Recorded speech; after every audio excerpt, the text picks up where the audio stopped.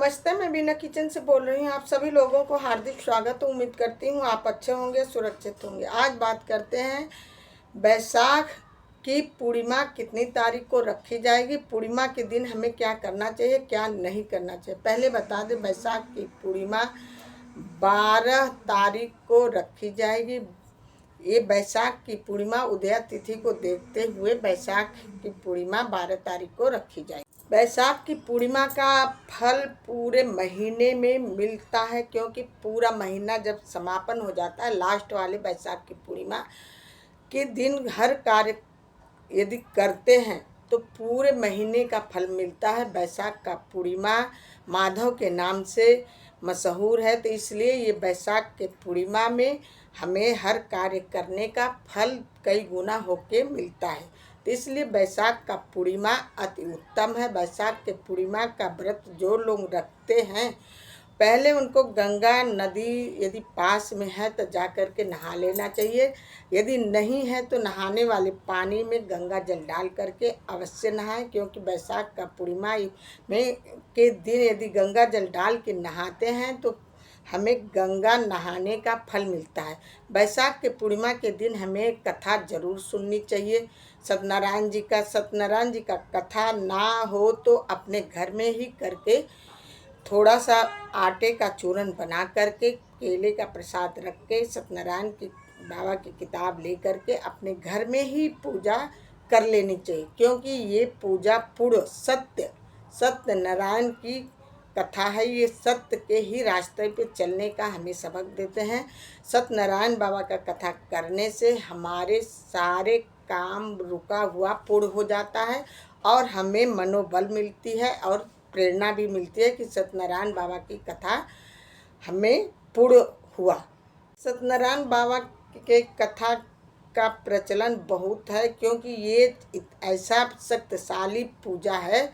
कथा सत्यनारायण की कथा यदि आप अपने घर में ब्राह्मण बुला के हर पूर्णिमा पर करवाते हैं तो अति उत्तम है। इसका फल कई गुना होके मिलता है।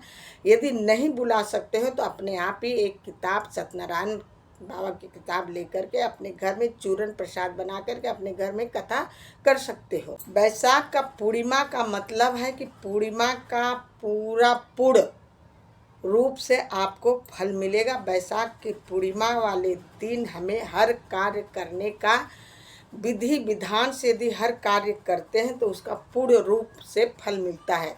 बैसाख के पूर्णिमा के दिन भगवान की पूजा होती है, अमावस्या के दिन पितरों की पूजा होती है। तो पूर्णिमा के दिन हमें भजन कीर्तन करना चाहिए। अपने घर में सुहागिनों को बुला करके मान सम्मान से उनको चाय पिला करके ठहाके जरूर बुलाना चाहिए, क्योंकि पूर्णिमा के दिन यदि हम अपने घर में सुहागिनों को बुला करके कोई दान पुण्य करते हैं, सुहाग की चीज़ देते हैं, बांटते हैं, उनको चाय पिला करके अपने घर में ठहाके लगवाते हैं तो पूर्ण रूप से पूरे महीने का फल मिलता है। तो इसलिए इस चीज़ को एक छोटा सा ही है, लेकिन ये उपाय करने से आपके घर में लक्ष्मी की वास होती है। लक्ष्मी खुद आपके घर में आएंगी।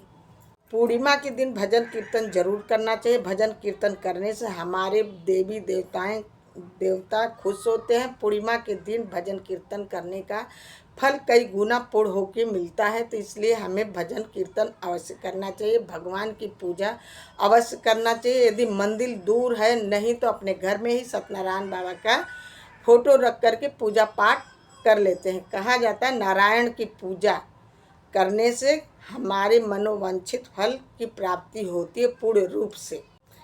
बैसाख के पूर्णिमा के दिन हमें क्या नहीं करना चाहिए। कोशिश यही हो तामसी भोजन नहीं करना चाहिए। लहसुन प्याज का सेवन नहीं करना चाहिए। अपने मुख से किसी को अपशब्द नहीं बोलना चाहिए।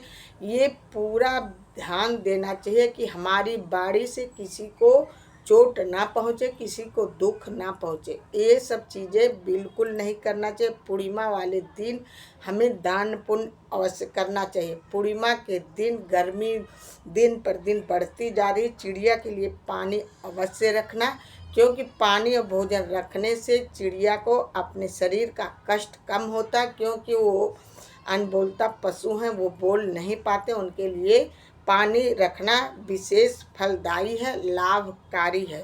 तो इसलिए पूर्णिमा के दिन हर दिन पानी चिड़िया को अवश्य रखें। पूर्णिमा वाले दिन अपने घर से किसी को दुखी करके नहीं भेजना चाहिए, ये विशेष ध्यान देना चाहिए। पूर्णिमा के दिन या हर दिन अपने माता पिता की सेवा अवश्य करें। अपने घर में जो सबसे बड़े हैं, श्रेष्ठ हैं, उनकी पूजा पाठ अवश्य करें, क्योंकि उनका पैर छूना, प्रणाम करना एक हमारी पूजा स्वीकार भगवान के घर में हो जाता है। तो इसलिए अपने घर में जो सबसे श्रेष्ठ है उनकी प्रणाम जरूर करना, उनकी सेवा जरूर करना, उनसे हंस के बात अवश्य करना। यदि आपको मेरी वीडियो अच्छी लगी प्लीज़ एक लाइक, एक सब्सक्राइब जरूर करना।